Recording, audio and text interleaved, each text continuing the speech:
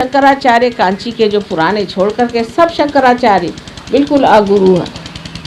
उनकी कुंडलिनी तो नीचे बैठी हुई है और जिनकी कुंडलिनी भी नहीं चढ़ी हुई उनको हम लोग गुरु मान लेते हैं। क्यों मान लेते हैं?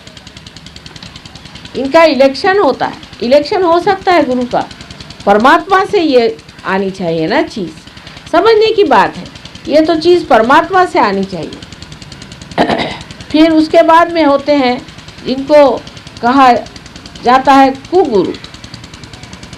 वो लोग होते हैं जो ये तांत्रिक जो राक्षसी प्रवृत्ति के अत्यंत दुष्ट स्वभाव के लोग होते हैं, वो अपने को गुरु मान लेते हैं। और ऐसे बहुत से गुरु जिन्हें कि हम अत्यंत दुष्ट दुराचारी इस तरह के लोग आज गुरु बन के बैठे।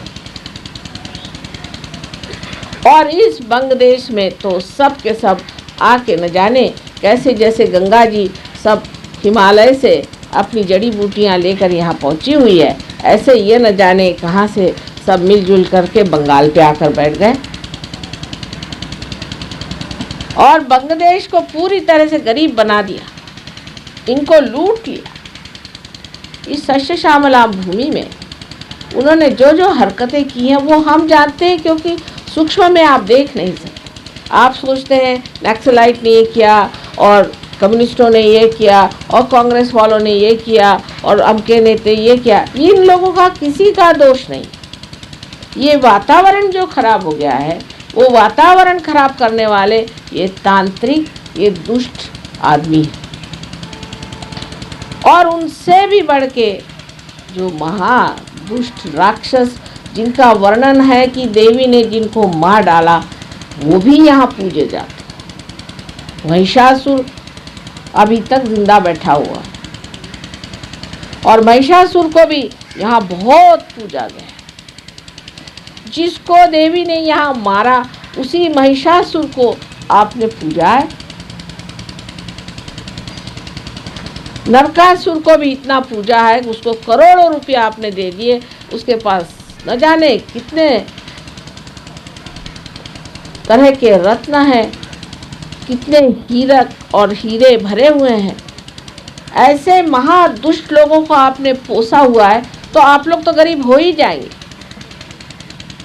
ये तो पूरा यही हुआ कि आ बैल मुझको मार। और आप अपनी बुद्धि से नहीं समझ पाते कि ये लोग कितने दुष्ट हैं। आज पूजा के समय में एक माँ को चाहिए कि बताया जाए कि पूजा के लिए सबसे पहले जाना जाए कि आप ही अपने गुरु हैं और किसी को गुरु बनाने की ज़रूरत नहीं। हम तो कोई गुरु नहीं है, क्योंकि गुरु अगर होते तो आप लोग परेशान हो जाते। लेकिन माँ से बढ़ के गुरु कौन है? माँ तो सब गुरुओं की भी माँ है। और आप चाहे तो हमारे चरणों में बैठे, चाहे हमारे गोद में बैठे, चाहे हमारे सर पे बैठे, हमारे आप बच्चे हैं। बात और है, तो भी ये बात कभी भी नहीं मानी जाएगी कि कोई राक्षस या इसे हम लोग कहते हैं कि नेगेटिव पर्सनालिटी वो आकर के आप पे छा जाए। ऐसा अगर घटित हुआ तो फौरन हम आपको बताएंगे ये चीज़ आप छोड़ दीजिए, इसके लिए आपको बुरा मानना नहीं चाहिए, क्योंकि हम माँ हैं। आपको मोक्ष देना तो हमारा स्वभाव है, उसमें कोई विशेष बात। लेकिन आपको किसी तरह का हम दुख नहीं देना चाहते। किंतु अगर आपको सत्य न बताया जाए तो आगे चल के तो आप दुखी पाइएगा। और सत्य शुरू में प्रिय नहीं लगता है, इसीलिए कृष्ण ने कहा है कि सत्यम वदेत, हितम वदेत, प्रियम वदेत। जो आपके हित में है सो हमें आपको बताना ही है, क्योंकि आप हमारे अपने, हमारे निज के हैं। थोड़ी देर हो सकता है आप मुझसे नाराज़ हो जाएं, कोई हर्ज नहीं। आप बच तो जाएंगे, आपके दिमाग में बात तो बैठेगी। इस देश का नाश जो हुआ है वो इसी वजह से, और इतने प्रचुर मात्रा में आपको दिखाई देते हैं कि आश्चर्य की बात है कि अभी तक ये लोग कैसे यहाँ जीवित बैठे हुए हैं। इनके भी इलाज हो जाए, लेकिन पहले आप लोग इनके चक्करों से निकलिए, नहीं तो मेरा हाथ रुक जाता है। इनके सबके इलाज एक साथ हो सकते हैं, लेकिन आप लोग मेरे लिए एक बंधन बन जाते हैं। इस प्यार और मोह के वजह से मैं आपसे कह रही हूँ कि कृपया इन लोगों से अपना संबंध पूरा तोड़ दें और कोई भी तरह की इनकी वस्तु, इनका चित्र, इनका दिया हुआ प्रसाद जो सब विषमय है उसे छोड़ें। आज पूजा से पहले क्या कहा जाए, इतना हृदय गदगद है, इतनी सुंदर रचनाएं, इतना सुंदर आवाहन, इतना सुंदर स्वागत आप सबने अपने हृदय से किया। हृदय एकदम गदगद हो। सब कहते हैं कि माँ प्रसन्न है, लेकिन न जाने क्यों आंखों में इतने आंसू भर आए हैं और गला भी भर आता है सोच सोच के कितने मेरे प्यारे बच्चे यहाँ रह रहे। आपकी सारी विपदा खत्म हो सकती है, आपकी सब तकलीफें बिल्कुल मिट सकती हैं, क्योंकि परमात्मा जो है सर्वशक्तिमान है, उनसे शक्तिशाली कोई नहीं और उनसे प्रेम करने वाला भी कोई। अत्यंत प्रेमी और शक्तिशाली ऐसे परमात्मा आपके अपने होते हुए आपको किसी चीज़ की क्या ज़रूरत है या किसी चीज़ का क्या डर है।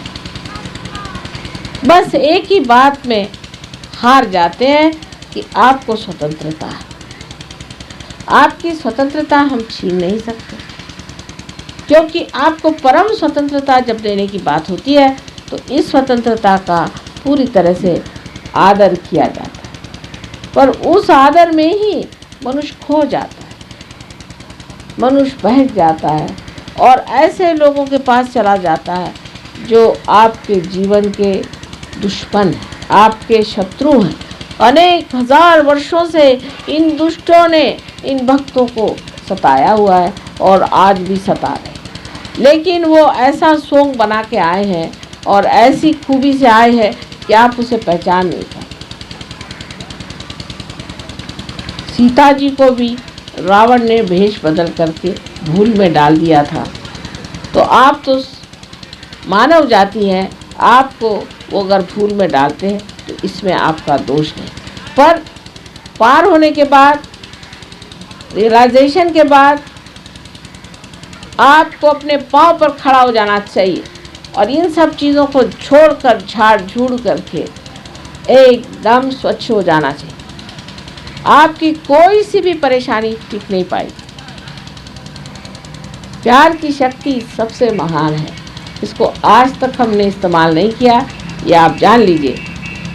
और जिस दिन आप इसको समझ लेंगे कि इस प्यार की शक्ति से आप प्लावित हैं और आप जब इसका उपयोग करेंगे, आप आश्चर्यचकित हो जाएंगे कि लगेगा जैसे सारे तारांगण आपके पैर पे लौट खा रहे हैं, सारी शक्तियाँ आपके चारों तरफ हैं, सारे गण आपको संभाल रहे हैं, सारे देवदूत आप पे पुष्प की वर्षा कर रहे हैं। आप ही आज इस रंगमंच पे स्टेज पर आए हैं, आपके लिए सारी सृष्टि बनाई गई है और उस सृष्टि के सर्वोच्च लोग आप ही हैं। और किसके लिए परमात्मा ने सृष्टि बनाई। लेकिन जो जो गलत काम हो चुके, जो जो गलत बातें हो गई, वो सब भूल करके आज वर्तमान काल में खड़ा होना है, इस प्रेजेंट में खड़ा हो करके और उस आनंद का भोग लेना है, उस अमृत का भोग लेना है जो आपके लिए लालायित है। स्वयं साक्षात परमेश्वर चाहता है कि आप उसके दरबार में आए और अपने अपने स्थान पे आसन हो और वो आपको यथोचित आपका आदर करके आपको हर तरह का आनंद प्रदान करे। एक बाप यही चाहेगा और वही वो चाहते हैं और पूर्णतया वो आपके साथ। आज यहाँ जो हरियाली देख रहे हैं हम, बड़ा सुंदर सा रचाया हुआ बाग है, ऐसा ही परमात्मा का बाग है समझ लीजिए। और उसमें हर तरह के फूल, हर तरह का आनंद, प्रमोद मोद सब कुछ भरा हुआ है। बस उसमें बैठने की आपकी क्षमता चाहिए और उसके आनंद भोगने की गहराई, इतनी होते हुए सब ठीक हो जाता है। यहाँ के लायन क्लब के लिए क्या कहा जाए, मेरे ख्याल से जन्म जन्मांतर का संबंध सिंह से रहा है और सिंह पे ही इतना काम किया गया है, इसीलिए लायन क्लब से मेरा इतना संबंध जुड़ गया। आपका ये बड़ा ही सुंदर उद्यान है और इस वाटिका को भी और भी बहुत सुंदर आप बना सकते हैं। एक बार एक अमेरिकन औरत से मुझसे पूछा था कि आपके यहाँ कोई फूल नज़र नहीं आते। मैंने कहा हमारे देश के फूल बहुत छोटे छोटे होते हैं पर अत्यंत सुगंधमय होते। वो बहुत ज़्यादा दर्शनीय नहीं होते, शोई नहीं होते जैसे आपके फूल होते हैं। हर फूल में चमत्कार और मंत्र है। और उन्होंने कहा अच्छा फिर बताइए कि आपके यहाँ इतने तरह के फूल होते हैं। वहीं बैठे बैठे मैंने उनको 40 फूल बता दिए और हर फूल में अत्यंत सुगंध है। अब मैं देखती हूँ यहाँ भी आपको चाहिए कि ऐसे ऐसे फूल जैसे कि चमेली है, चंपा है और पारिजातक है, जिसका वर्णन आपको देवी महात्म्य में मिलता है। अनेक तरह के ऐसे सुंदर सुंदर फूल हैं, प्राजक्त के फूल हैं, अनंत के फूल हैं। अपने देश में ऐसे अनेक फूल हैं और जिसकी बड़ी बड़ी शाखाएं बढ़ जाती हैं और सवेरे सवेरे देखिए तो सब दूर आंगन में वो छाए रहते हैं। आपने जिसे हम लोग बकुल कहते हैं और यूपी में उसे मौलसरी कहते हैं, उसका भी पेड़ बहुत सुंदर होता है। जासवंदी के अनेक तरह तरह के सुगंधमय पेड़ आप लगा सकते हैं। जापान में एक स्त्री से मैंने कहा कि आपके बाग बहुत सुंदर है, मुझे बड़े पसंद है। कहने सुंदर तो है लेकिन आर्टिफिशियल है, नैसर्गिक नहीं है। और इंडियन किसी भी बाग में जाए तो बड़ी सुगंध रहती है और सुगंध अपने देश की विशेषता, इस मिट्टी की विशेषता। आपको आश्चर्य होगा हम लोग इसे समझ नहीं पाते कि खस में भी इतनी सुगंध है और हर चीज़ में इतनी सुगंध है। हम लोगों को पता नहीं कि बाहर के देशों में आप मिट्टी में हाथ नहीं डाल सकते, अगर डाल दीजिए तो हाथ में फोड़े आ जाएंगे, ब्लिस्टर्स आ जाएंगे, क्योंकि वहाँ की ज़मीन जो है वहाँ के पाप से तप्त होने के कारण वहाँ चूना है। आप कहीं हाथ नहीं डाल सकते जब तक आप ग्लव्स न पहनिए, आप मिट्टी में हाथ नहीं डाल सकते। लंदन में तो मैंने पहले सोचा था कि मैं वहाँ बाग करूँगी, क्योंकि शाकांबरी का मुझे शौक़ है, तो वो मैं चाह रही थी वहाँ भी बाग किया जाए। लेकिन जब देखा कि वहाँ की मिट्टी ऐसी है, मैंने कहा छोड़ दिया, मेरा तो शौक़ ही वहाँ छूट गया। मैंने कहा बाबा अपने हिंदुस्तान में जाके सारा काम करेंगे, ये तो ज़मीन कुछ और ही है।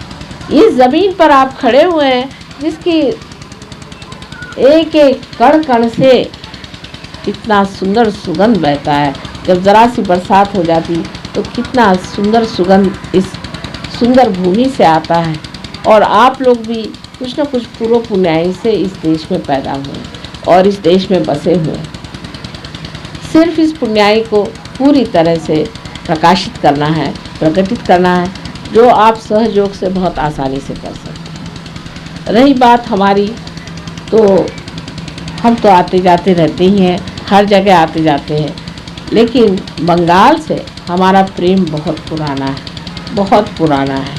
अनेक वर्षों की बातें हैं जो आप लोग बहुत कुछ जानते हैं, कुछ जानते नहीं। बड़ी कठिन बातें हुई हैं, बहुत तकलीफ़ें उठाई और इसको इतना समृद्ध किया और इतना इसका सुंदर वन बनाया। और उसके बाद अब देखते हैं कि यहाँ पर इतनी गरीबी, इतनी परेशानी, इतनी आफत।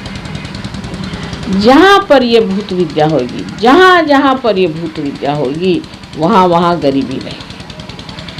अब आप कहें कि यहाँ टाइफून आते हैं और आप लोग उससे नष्ट हो जाते। अब आपको मैं एक किस्सा सुनाती हूँ।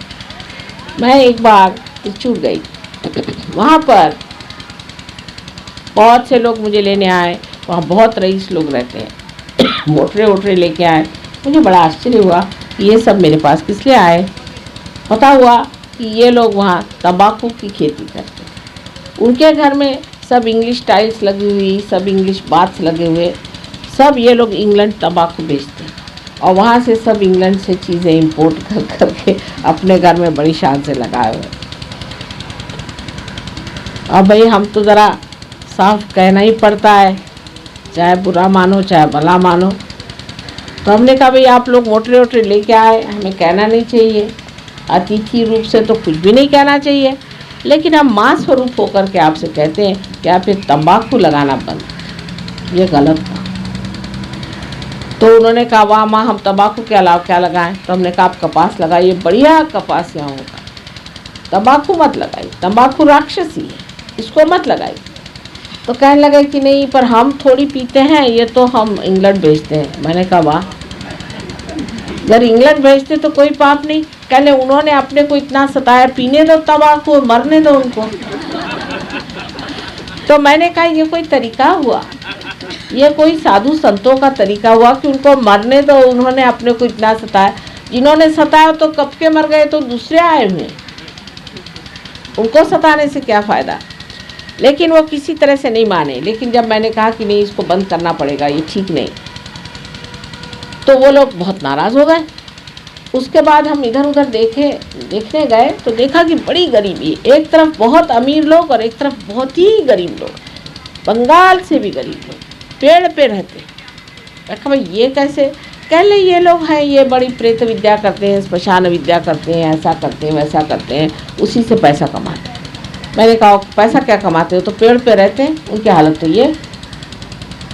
उसके बाद मैंने उनसे एक बात कही, इशारा, देखिए आप समुद्र के किनारे बैठे हैं, संभल के रहिए, समुद्र आपका पिता है और जो पिता है वो अत्यंत पवित्र है, उसके किनारे बैठ करके आप ये गड़बड़ काम मत करिए, करिए बिगड़ गया तो आप सबका सर्वनाश हो जाए। तो उन्होंने कहा कि ऐसे कैसे हो सकता। मैंने कहा हो जाएगा, देख लीजिए, एक तो हमने आपको चेतावनी अब दे दी, अब चेतावनी के बाद फिर गड़बड़ हुई है तो फिर हमसे न कहना। उसी साल वहाँ पर एक बहुत बड़ा इसी तरह का एक टाइफून का नाना आया और वो सबको लटका गया, सब लोग पेड़ पे लटक गए, हजारों लोग मर। उसके बाद सब जब मैं दिल्ली आई तो सब मोटरे लेके दिल्ली पहुंची कि माँ हमको माफ़ कर दो। हमने कहा बेटा आप क्या माफ़ करने का, जो था सो तो गया, ये तो गड़बड़ तुमने काम करा, मैंने तुमको चेतावनी दी। यही मैं कह रही हूँ, ये चेतावनी आ रही है आपके पास कि ये गलत लोगों को यहाँ से हटाइए। और वहाँ के जो गरीब लोग जो ये करते थे प्रेत विद्या, स्मशान विद्या आदि, वो सब के सब पेड़ में लटके हुए नजर आए। तो जिस वक़्त ये काली विद्याएं और इस तरह की चीज़ें चलती हैं तो वो सकिंग कर लेती, वो अंदर अपने अंदर खींच लेती हैं इस तरह के आतप को, जो बाहर से आ करके सब दूर नष्ट भ्रष्ट कर देता है। हालांकि हमारे आने से पहले अधिकतर ऐसा होता है, इंग्लैंड में भी हमने देखा, जहाँ भी हम जाते हैं तो बड़ी बिजली कड़कती है और बहुत बरसात होती है, सब एकदम साफ धुल जाता है तो हम पहुँचते हैं। लेकिन तो भी लोगों की समझ में नहीं आता है कि हमें अपनी सफाई खुद ही करना चाहिए। क्यों सृष्टि से कहा जाए, कभी कभी वो भी ऐसा हो जाता है कि उसमें बहुत कुछ नष्ट भी हो सकता है। इसलिए अगर आप ही सत्य को मान लें और स्वीकार कर लें और अपने को सत्य के रास्ते पर सफाई पर ले आए तो सत्य कहीं और से आप पर प्रकट हो तो बड़ा भयंकर होता है, बहुत जोरों में उठता है वो, और उसकी जो चाल होती है उसके अंदर बहुत से अनाथ, दुखी, बेसहाय और बेगुनाह लोग भी मारे जाते हैं। इसलिए बेहतर है कि इंसान ही सत्य पे आ जाए और इंसान ही अपने को साफ कर दे, न कि सारी सृष्टि चराचर सृष्टि में ये बात फैल जाए कि चलो अब कलकत्ते को ठिकाना लगाना तो यहाँ 8-10 को मारो, और उसका कोई फ़ायदा तो होता नहीं, कोई इसको समझता भी नहीं, कोई इस भाषा को इनकी समझता नहीं है। सब लोग सोचते हैं कि हम तो रोज़ देवी के मंदिर जाते हैं, फिर ये प्रकोप क्यों हो गया। उस देवी के मंदिर में भी वहाँ बैठे हुए हैं राक्षस, बिल्कुल उनके सामने बैठे हुए, बड़ी हिम्मत करके बैठे हुए हैं हालांकि जिस वक्त देवी जागृत होंगी तो पता चलेगा, एक एक का ठिकाना हो जाएगा। एक बार गंगा जी में जागृति आई थी तो सब जितने भी ऐसे पंडे वंडे लोग थे सब अपनी खटिया उठा करके सामान लेके भाग रहे थे। मैंने देखा था टीवी में, मैंने कहा अच्छा हुआ गंगा जी ने ठिकाने लगा दिया सबको। जितने भी हरिद्वार से लेकर के पटने तक जितने भी लोग थे सब अपने झोले उठा करके भाग रहे थे। लेकिन तो भी मनुष्य सीखता नहीं है। अगर उस पे निसर्ग से कोई उपचार हो तो सीखता नहीं है, सिर्फ वो सीखता है अपनी आत्मा से। इसलिए आप सहयोग को प्राप्त हो। कोई सी भी ऐसी बीमारी नहीं जो सहयोग ठीक नहीं कर सकती, कोई सी भी ऐसी विपत्ति नहीं जो दूर नहीं हो सकती। हर तरह की मुश्किलें दूर हो सकती, लेकिन पाने के बाद श्रद्धा होनी चाहिए, जो अंधी श्रद्धा नहीं है। देखी हुई बात है, आपने पाया है, आप अपने में विराजमान होइए। आप स्वयं अपने सिंहासन पर बैठिए, आपने पा लिया है।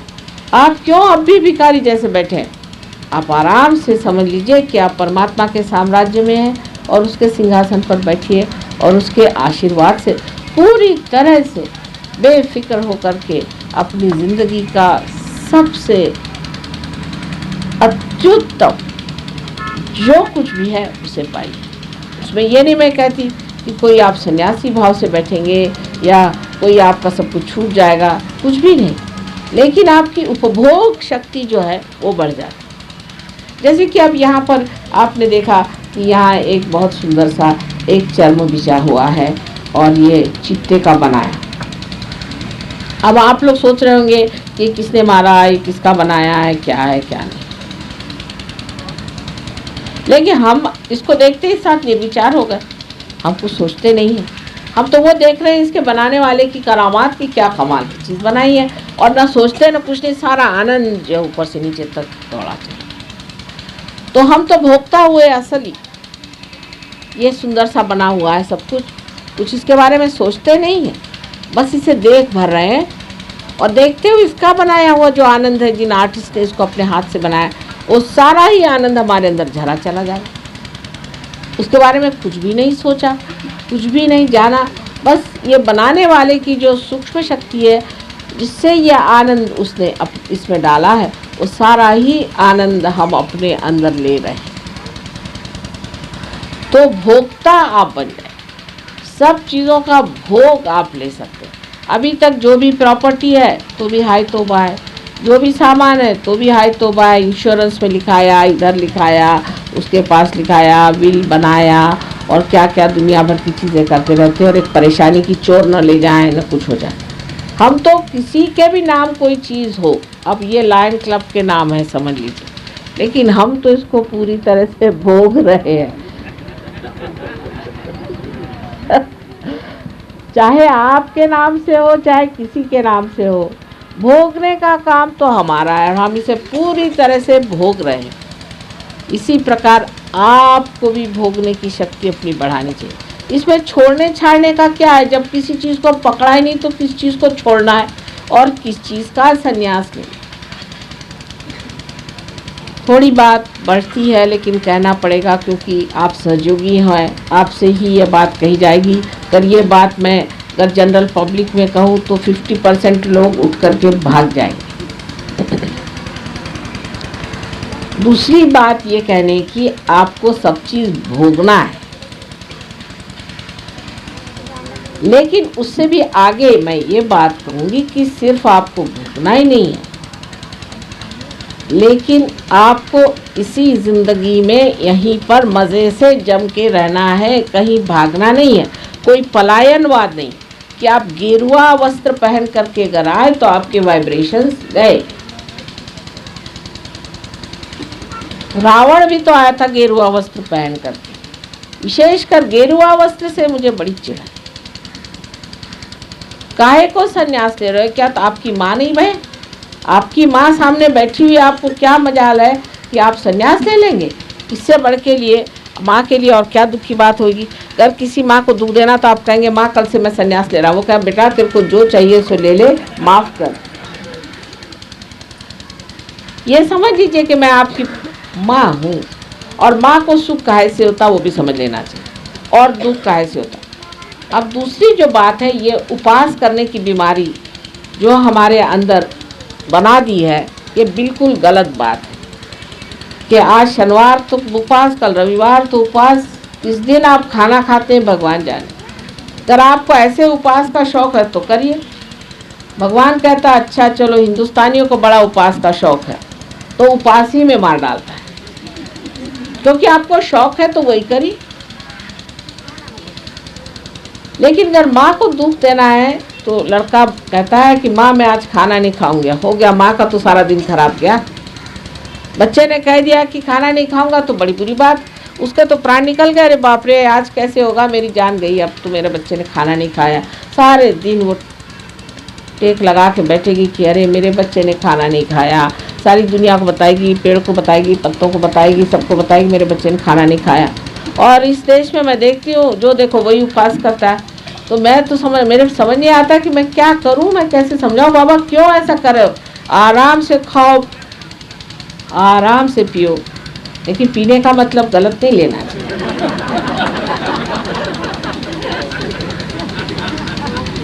जो चेतना के विरोध में बात जाती है वो नहीं करना। ये सब इसलिए बनाया गया है कि आप तो भूखे रहो और जो पैसा बचे सो मेरी जेब में। तो उपवास सहयोग में मना है, ऐसे ठीक है, आपका मन है अपनी तंदुरुस्ती के लिए कभी खाना नहीं खाना तो नहीं खाओ, और कभी खाना खाना है तो खाओ। जैसे आपको कभी कहीं जाना हो किसी के घर और आपको नहीं मन कर रहा उसके घर खाना खाना, तो आप कह दीजिए मुझे उपवास है, तो ठीक है वो छोड़ देते हैं आपको। फिर इस तरह से आप उपवास करें तो हर नहीं, मतलब उपवास आप अपने लिए करिए, ये नहीं कि उपवास के लिए आप जी रहे हैं।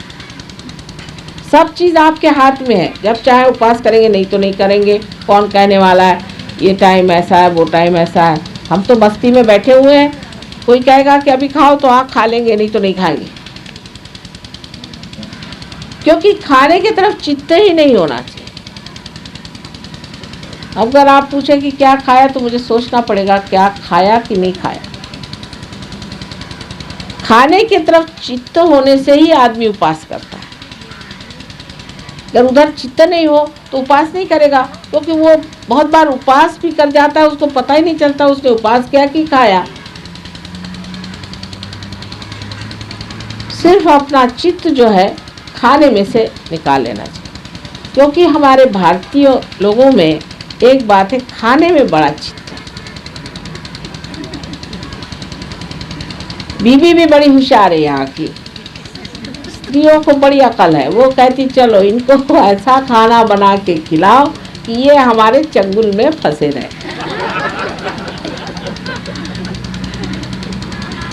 कहीं भी जाएंगे दौड़ के घर आ जाएंगे, क्योंकि खाना बनाना हिंदुस्तानियों को नहीं आता, आदमियों को। तो औरतों ने उनको ऐसा बना दिया कि वो खाना तो बना नहीं सकते, और बीबी क्या बना रही इधर ध्यान, तो बीबी इसी पर आपको पटा लेगी, और इसीलिए चित्त हमारा ज़्यादा खाने पे रहता है। पर और लोगों में ऐसा नहीं, जैसे जापानीज लोग हैं वो देखेंगे कि वस्तु कैसी बनी है, सुंदर है या नहीं, इसमें रूप है या नहीं, खाने पे वो चित्त नहीं रखते। लेकिन हमारा हिंदुस्तानियों का मुख्य धर्म है खाना, कि कौन सा खाना बना है आज घर में, या किसी ने कहा भाई मेरे घर ये अच्छा खाना बनता, तो पहुंच गए वहाँ सारे मंडली सीधे गांव भर को पता हो जाता है कि आज कहीं खाना बन रहा है, तो सब मंडली पहुंच गई खाने की। और खाने की वजह से प्यार भी औरतें बहुत प्रकट करती। जैसे हमारी ग्रैंड डॉटर से एक दिन मैंने पूछा भाई तुम क्या करना चाहती हो, तो वो मुझसे कह लगे मैं एयर होस्टेस होना चाहती हूँ, और या तो मैं नर्स होना चाहती हूँ। मैंने कहा क्यों? कह ले नानी इन्हीं दो प्रोफेशन में ऐसा होता है कि आप लोगों को खाना दे सकते। तो औरतों को बड़ा शौक है यहाँ की, ये कमाल है, और कहीं नहीं सर, कहीं नहीं है। आप लंदन में जाइएगा तो 3 दिन में आपका आधा वजन हो जाएगा। वहाँ तो सब बॉयल्ड ही औरतें खाना देती हैं। तो हिंदुस्तान की औरतों में ये भी एक खूबी है कि वो उनको बड़ा शौक है ये बना के खिलाएं। मेरे साथ बड़ा अत्याचार होता है, माँ मैं आपके लिए स्पेशली बना के लाई हूँ रबड़ी। अब मैं रबड़ी खाती नहीं बाबा। तो खाने पीने में हमारा चित्त जो है उसमें भी एक सुंदरता है, लेकिन मैं कह ये रही हूँ कि उससे चित्त ही हटा लेना चाहिए, चित्त हटा लेना चाहिए। तो आदमी उस सूक्ष्म में उतर सकता है, जैसे कि शबरी के बेर श्री राम ने इतने शौक से खाए। उसकी जो सूक्ष्मता थी वो श्री राम ने कैसी पकड़ी, क्योंकि उसके अंदर वो उन्होंने उसका प्यार, उसकी नितांतता, उसका आदर, उसका विचार सब देख करके इतने शौक से उठाए। यही बात हमारे अंदर अगर आ जाए कि हम खाने की ओर चित्त न दे करके और उसके पीछे जो भावना है उसकी ओर ध्यान दे, तो हम सहयोगी हो गए।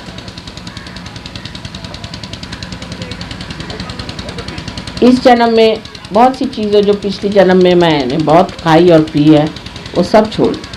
जैसे वर्णन है कि देवी को श्रीखंड बहुत पसंद है, मैं बिल्कुल नहीं खाती हूँ, और पूरन पोड़ी पसंद है, बिल्कुल नहीं खाती हूँ, और दूध बिल्कुल नहीं पीती हूँ।